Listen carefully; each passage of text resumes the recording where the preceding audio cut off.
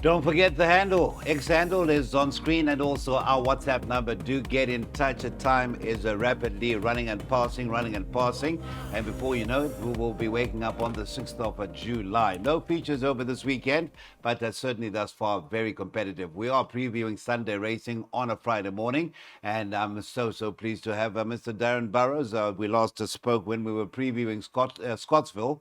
On Monday, it wasn't the easiest of days whatsoever. I think the exotics tell their own story. But today could be a very different kettle of fish. He's bullish about a few runners. And the case in point is race number one. But before we even go to the betting, rude of me not to say hello first. Darren, once again, welcome.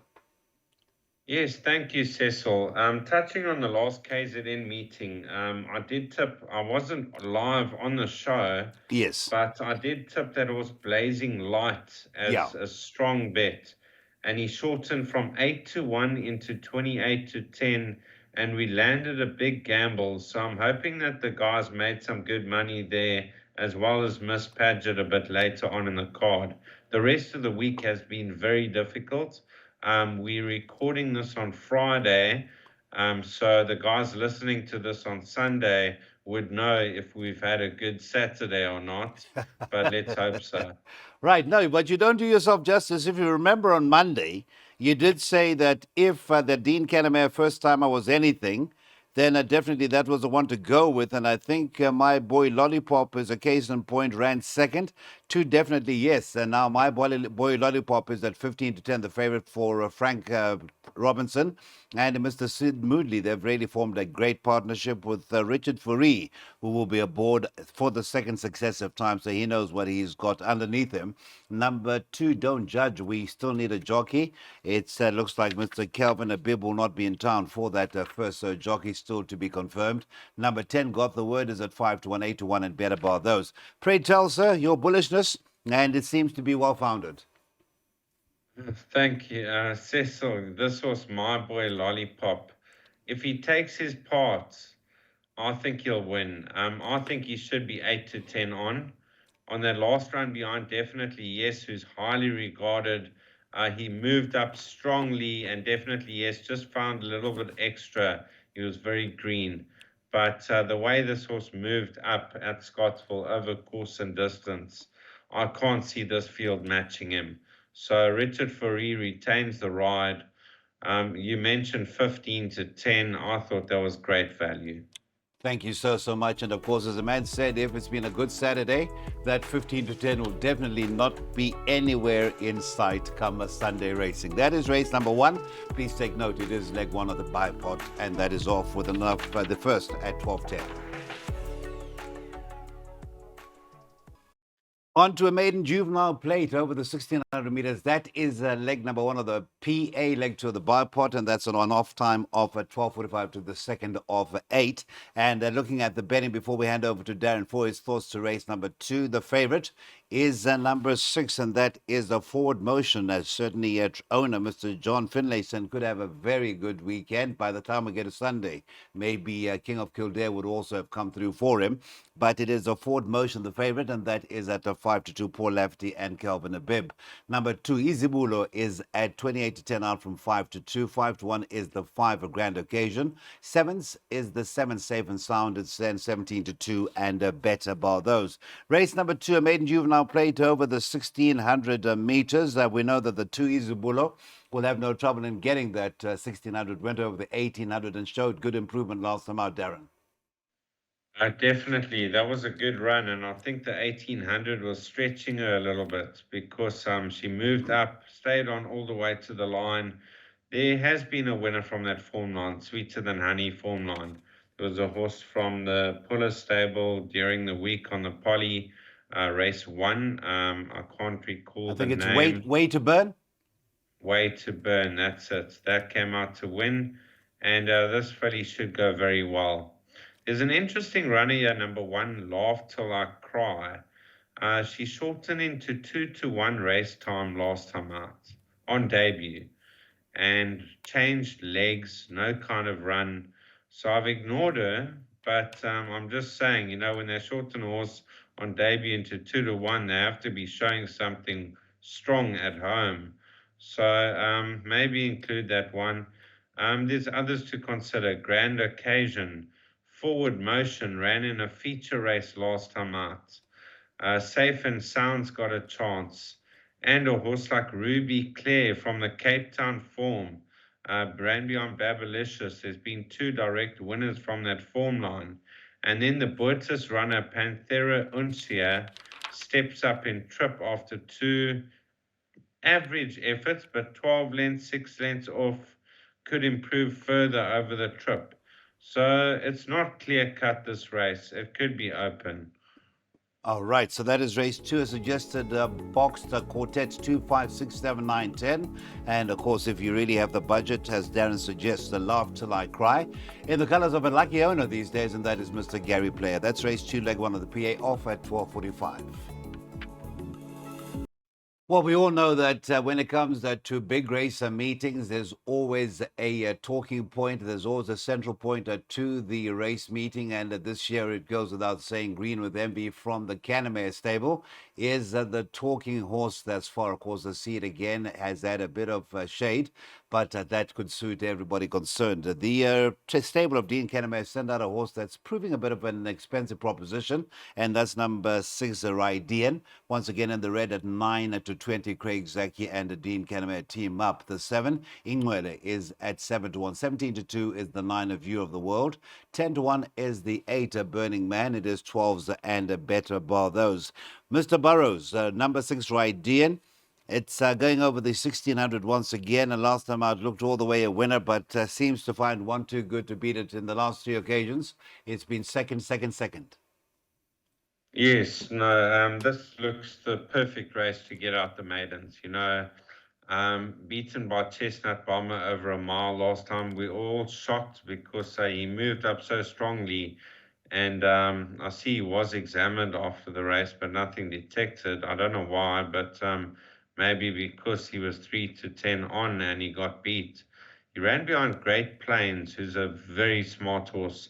He ran behind Talk to the Master, who's well above average, who's running in the Langeman, Saturday, and we're doing this for Sunday. But on his last run, is the mile his trip, or is he a 1400-meter horse? That's the question. But if he does see it out in this type of company, he could be a runaway winner. I've included one horse with him, View of the World from the Lafferty stable. Ran third to Kalahari Roller, first time out losing 2 lengths, and last time out lost 2 lengths again, but he was beaten in a juvenile plate 4 lengths by Great Plains. I thought that was a cracking effort after a slow start. So if he can just jump on terms, he could give the favorite a run for his money. 6 and 9 in that first leg of the pick 6, and dare we say it once again, I've mentioned the ownership already. Johnny Finlayson, he's got a lot of horses in his silks running all over the country, and this is that Hollywood Betser Scottsville on Sunday. That is the second horse in that first leg of the pick 6. Don't forget all those all to comes accessible on our sponsor's website, Betway. That is soccer in to the big one on the 6th of July. Soccer, today's soccer in to today's racing. And that, of course, is Friday as we record for Sunday, and that is racing from Gqeberha. Now, let's get to race number 4. We are talking about Sunday racing from the capital, Pietermaritzburg, KZN. And race 4 is a maiden play for Phyllis and Mares, where its favorite number 1, Hurricane Cat, at 3 to 1. 4 to 1 is a 5 Edge of Tomorrow, the 12th. Blowing in the Wind is at 9 to 2, 5 to 1, and better bar those. Darren, I've got to say, you've opened up a can of worms. You talked about Laugh Till I Cry in race number 2, backed into favorite at 5 to 2, and only finished 8.70 lengths behind Cape Capri. If the improvement that you suggest could be forthcoming, given that money first time out, then it would really shorten Hurricane Cat, who was way in front of the horse when running second to Cape Capri for Fricka Kraling in race number 4. Yes, I'm hoping that Frickie can have his first winner. I think he's only had this one runner, if I'm not mistaken. That's correct. I think that's what I think. Yes, showed plenty pace last time out and stayed on well. From both his starts, it was 12 runners, 0 winners, and 5 runners, 0 winners directly. That's concern. But then you go on collateral form. Cape Capri, she ran second to Cape Capri. You've got Lady Laterix, number 2 on the card, that was 6 lengths off, but running on very late. So I was green in the beginning. This can improve a lot. And you also had this horse Edge of Tomorrow that was beaten 2.5 lengths by Cape Capri and also beaten by Quid Pro Quo twice, who's above average. Then you've got horses like Ruby Rising that was beaten behind Icy Eleanor. Now have a look at that form line. Balked, Sharp Shift, obviously couldn't get a run. 2 winners from 4 runners. So that's one to consider. I'm not sure her price. And then blowing in the wind, the drop in tip's going to suit. But just let me know the price on Ruby Rising. I think she could be the value. Ruby Rising right now, Mr. Burrows, is at 5-1. Ruby Rising, that is saddle cloth number 11.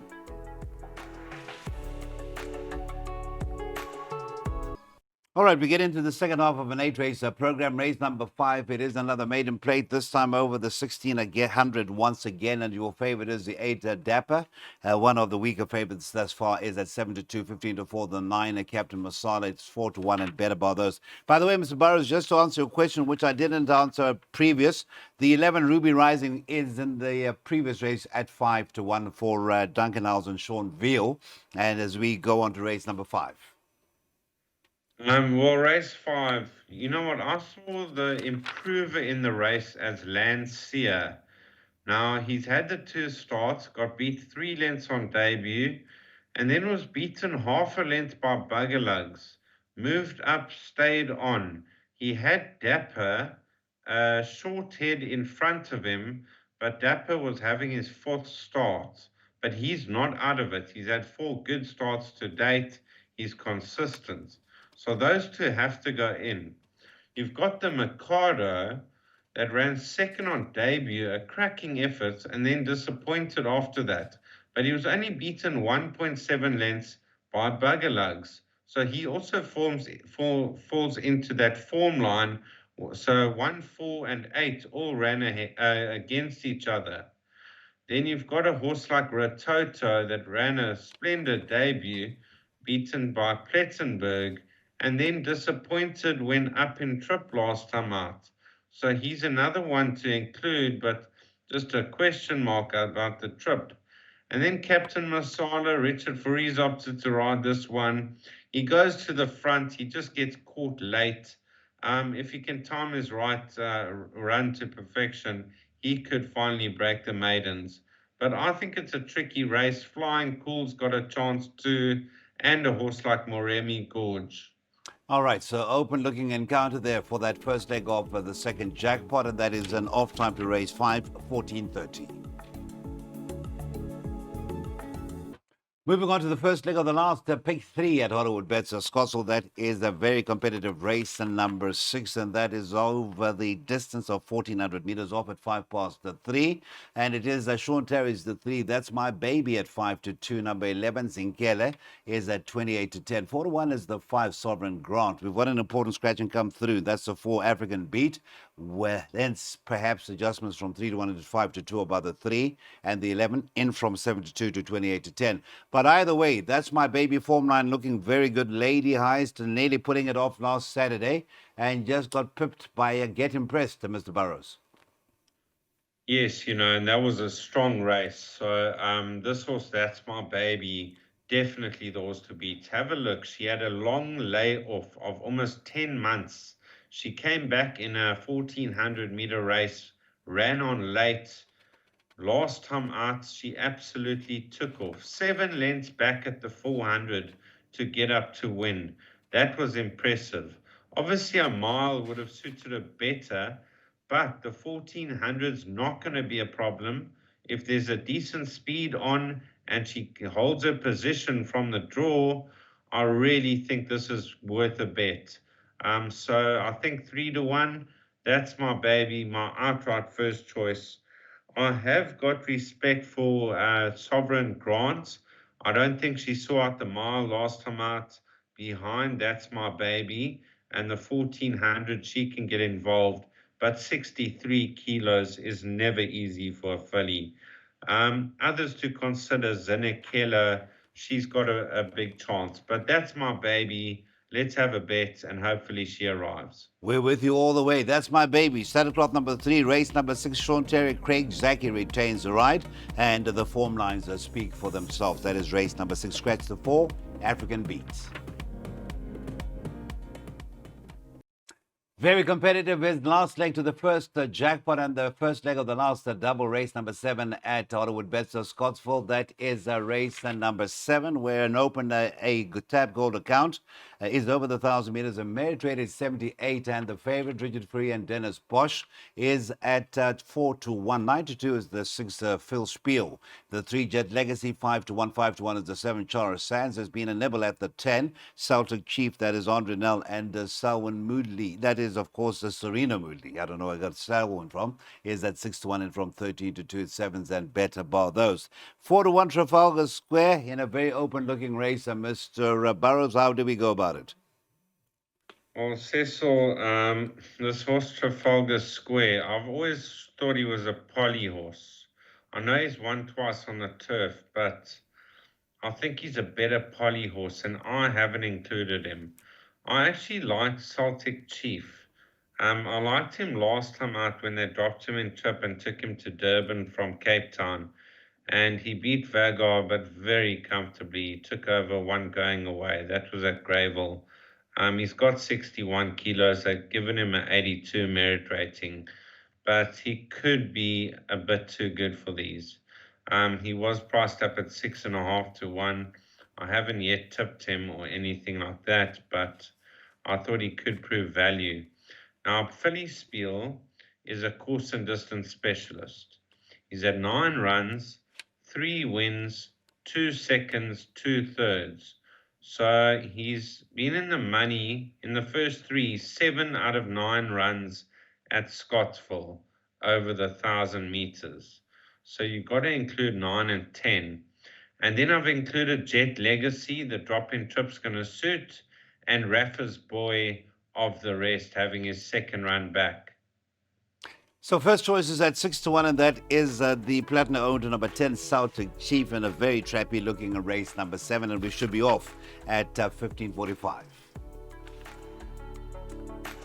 And on to the lucky last. Now, race number 8 certainly could be an exciting end to the meeting at Hollywood Bets of Scottsville this Sunday. 4 is the off time to a brighter future fillies the mare 73 over the 1,200 meters, and well named because a couple of horses with looking to have a bright future stop the boards, and they are the 6 Ketiwa's Destiny, a scratching when due to run a few weeks back, and a One Smart Cookie, a winner last time out, and we've already touched on this horse, and I'm sure Mr. Burrows will elaborate. 9-2, the 10 Maggie Smith. It's 11-2 out from 5-1, and that is number 7 Spirited Fight. Now, there is a scratching of the 1 Mr. Arlberg. That leaves us a field of 12, top 2 in the betting. Can you see the outcome of between those two, Mr. Burrows? Ketiwa's Destiny, who's certainly lightly raced and looks to have a big future, and of course we touched on One Smart Cookie, you and I, earlier on, is back and certainly looking to also upwardly mobile. Yes, definitely. You know, they have got chances, but I have to lean towards Maggie Smith. I think she's a 1,200 meter Scottsville specialist, 3 course and distance runs for a win and a second. But 4 runs back, she absolutely trotted up over 1,200 with Richard Fourie. And then she was beaten into second at Scottsville, but absolutely took off. And it was a stride too late. Then after that, she was raced against Stronger behind Pretty Victory, who's come out to win a couple since then. And last time out, the 1,000 meters caught her out where she was gaining late. I think she's in the right type of race to notch up another victory. She was a very expensive purchase as a yearling, 850,000 Rand. So they would like her to obviously earn a lot more and maybe get some small black top once she gains her confidence and wins a couple more races. Now you've got the 2-year-old Ketiwa's Destiny. In her second start, I actually backed her, and I thought, you know, this filly's going to improve on debut and prove hard to beat. And she did the same thing as her debut, went handy and just one pace late. So then I decided to leave her alone, and she absolutely trotted up by 3 lengths, easing up at the line. So if she repeats her last performance, she's a runner. And then that horse, One Smart Cookie, beat that horse Willow Wild, who I liked on Saturday. But that was a maiden win, so I don't know. She might have more to do. Thank you very much to Darren Burrows. Miss Alberg, the one is a scratching a field of 12 for the finale at Hollywood Bets Scottsville, and that is that for this weekend.